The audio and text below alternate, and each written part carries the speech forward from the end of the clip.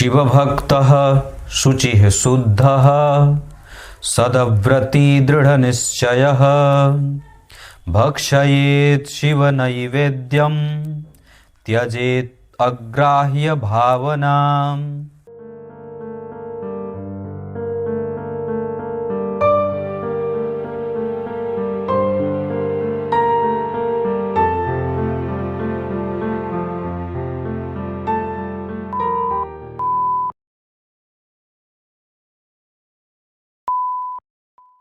प्रिय दर्शकों नमस्कार, एक बार फिर से उपस्थित हूं आप सबके सामने।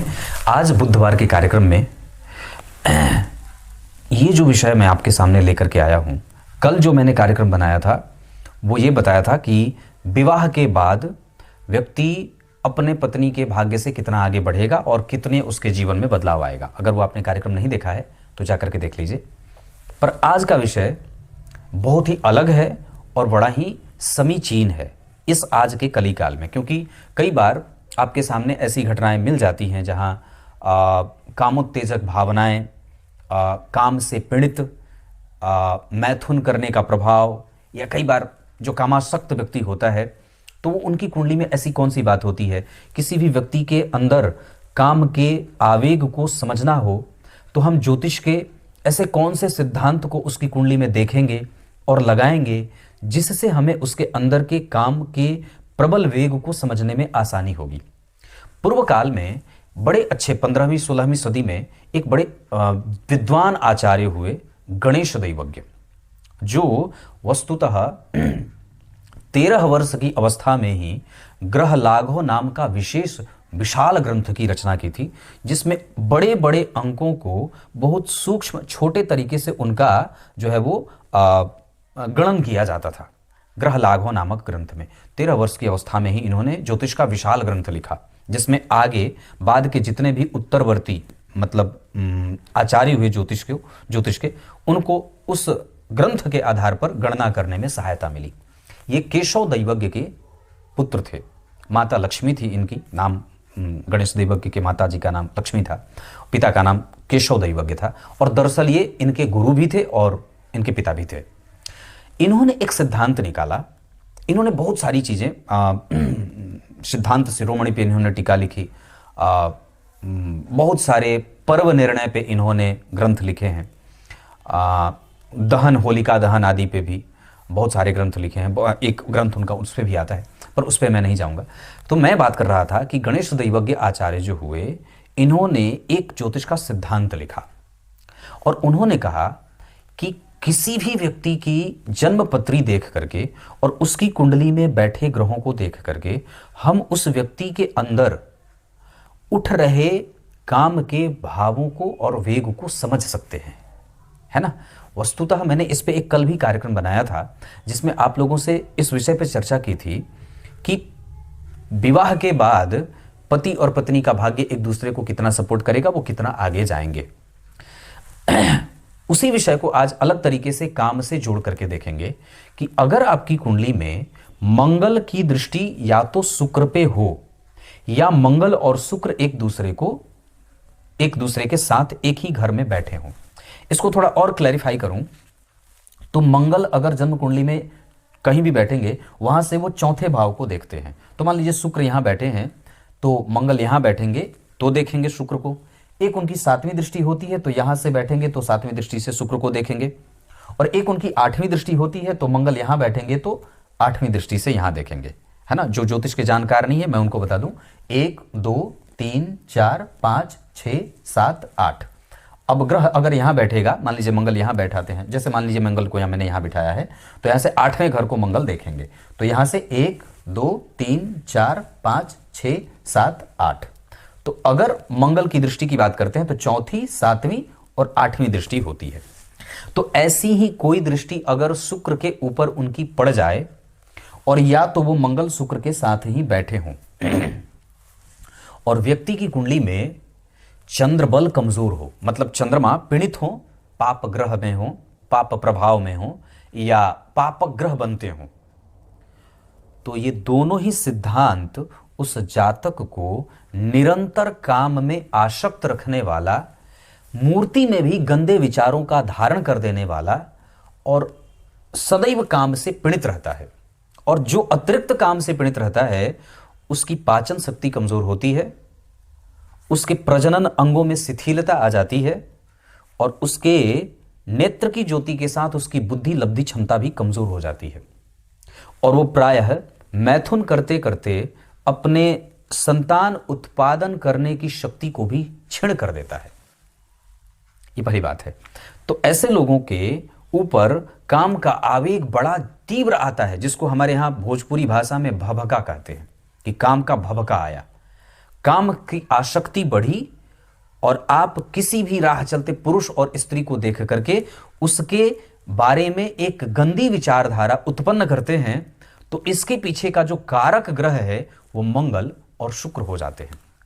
अब शास्त्रकार और भी बात लिखते हैं। मैंने यहां जो ग्रहों को बिठाया है उसमें क्या बात आई कि अगर मंगल और शुक्र का प्रभाव बन रहा हो, एक साथ युति में हो, और अगर उन पे किसी भी अन्य एक शुभ ग्रह की दृष्टि पड़ गई, तो मान लीजिए मैंने गुरु को यहां बिठाया है, गुरु की दृष्टि यहां पड़ गई, या आपकी कुंडली में जहां कहीं भी वो बैठे होंगे वहां गुरु की दृष्टि उन पे पड़ रही हो, तो गुरु यहां से बैठेंगे तो 5वीं दृष्टि से देखेंगे, यहां बैठेंगे तो 7वीं दृष्टि से देखेंगे, और यहां बैठेंगे तो 9वीं दृष्टि से देखेंगे।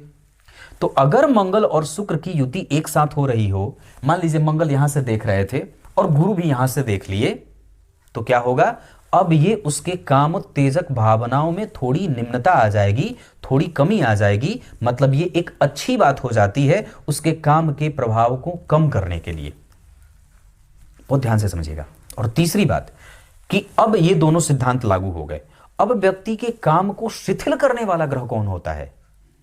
मंगल बढ़ाने वाले होते हैं। शुक्र और मंगल बढ़ते हैं तो काम का आवेग बढ़ता है, गुरु की दृष्टि पड़ जाती है तो थोड़ा वो सामान्य हो जाता है।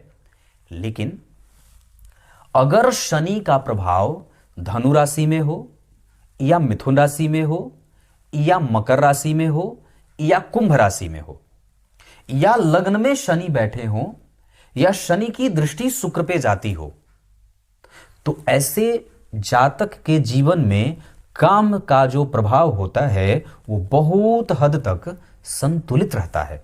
तो शनिदेव आपको सिर्फ नष्ट ही नहीं करते हैं, वस्तुतः वो आपको बैलेंस भी करते हैं। तो शनिदेव का ये जो सकारात्मक प्रभाव हम मनुष्यों के ऊपर मंगल और शुक्र के नेगेटिव प्रभावों से जो मिल रहा है, इसका प्रतिफल तो हमने जाना ही नहीं था। क्योंकि वस्तुतः जब शनिदेव का प्रभाव आपके शुक्र और आपके मंगल को प्रभावित करता है, मतलब उनकी दृष्टि पड़ती है, अमृतमय दृष्टि इसको कह सकते हैं आपके काम के आवेग के लिए, तो ये आपके काम के आवेग को शिथिल करते हैं, शांत करते हैं और उसको सही दिशा देते हैं। और मैं ये बात गारंटी से कहता हूं कि ये विषय चलेगा नहीं, क्योंकि इसमें कुछ सीखने की बात है।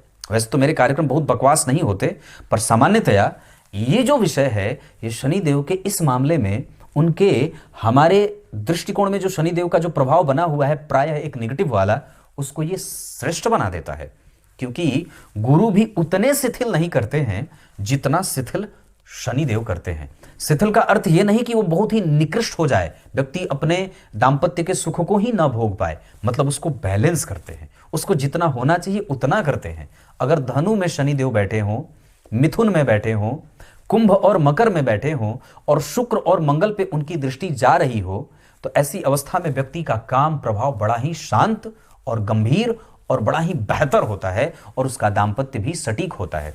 ऐसे लोग प्रायः किसी भी व्यक्ति के बारे में जो राह में चल रहा है उसके बारे में गलत और गंदी विचारधारा अपने दिमाग में नहीं लाते, या आता ही नहीं है ये कहेंगे। लेकिन जिसकी कुंडली में मंगल और शुक्र बैठे हों, तो ऐसे लोगों पे काम का प्रभाव तीव्र होता है और प्रायः ये कामासक्त होते हैं, और इनकी कामासक्त की स्थिति इतनी ज्यादा होती है कि कई बार ये मूर्तियों में भी या चित्रों में भी प्रायः वही एक गंदा भाव छुपा हुआ इनके दिमाग में उत्पन्न होने लगता है, जिसे प्रायः कीड़ा कहते हैं। यह किसका सिद्धांत है? आचार्य गणेश दैवज्ञ का सिद्धांत है, जिन्होंने जातकालंकार नामक ग्रंथ में इसकी पुष्टि की है और बताया है। क्लियर है? अब आइए कार्यक्रम के आरंभ में जो मैंने श्लोक पढ़ा था उसका अर्थ बता देता हूं। भगवान वेदव्यास लिखते हैं कि जो व्यक्ति, क्या लिखा, कि शुद्ध है, शिव का भक्त है, पवित्र है और सदाव्रती है, साथ ही साथ दृढ़ निश्चयी है। शुद्ध है, पवित्र है, दृढ़ निश्चयी है, शिव के प्रति आस्थान्वित है, और ऐसे लोगों को निश्चित रूप से ही भगवान शिव का प्रसाद ग्रहण करना चाहिए। और ऐसे लोगों को कभी भी ये दिमाग में नहीं रखना चाहिए, ऐसा भाव नहीं लाना चाहिए कि भगवान शिव का जो चढ़ा हुआ प्रसाद है वो अग्राह्य हो गया, उसे ग्रहण नहीं किया जाए।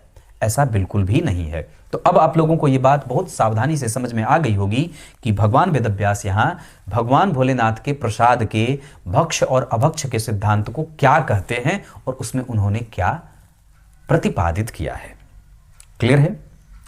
कुछ इसी तरीके से आज के इस कार्यक्रम का जो महत्वपूर्ण था इस कली काल के समय पे जहां हम निरंतर काम में बसे हुए हैं, कुछ ऐसे विज्ञान आ जाते हैं, कई बार ऐसे कार्यक्रम की मैथुन करने से कुछ नुकसान नहीं होता, पता नहीं क्या क्या डिमडाम होता है आजकल, लेकिन वस्तुतः ये आपकी बुद्धि लब्धि क्षमता है, ये आपकी प्रजनन की शक्ति को मजबूत करता है, ये आपके ज्ञान को तीव्रता देता है, आपको भविष्य देखने की शक्ति देता है, आपकी वाणी में ओजस्विता, तेजस्विता, गांभीर्य देता है।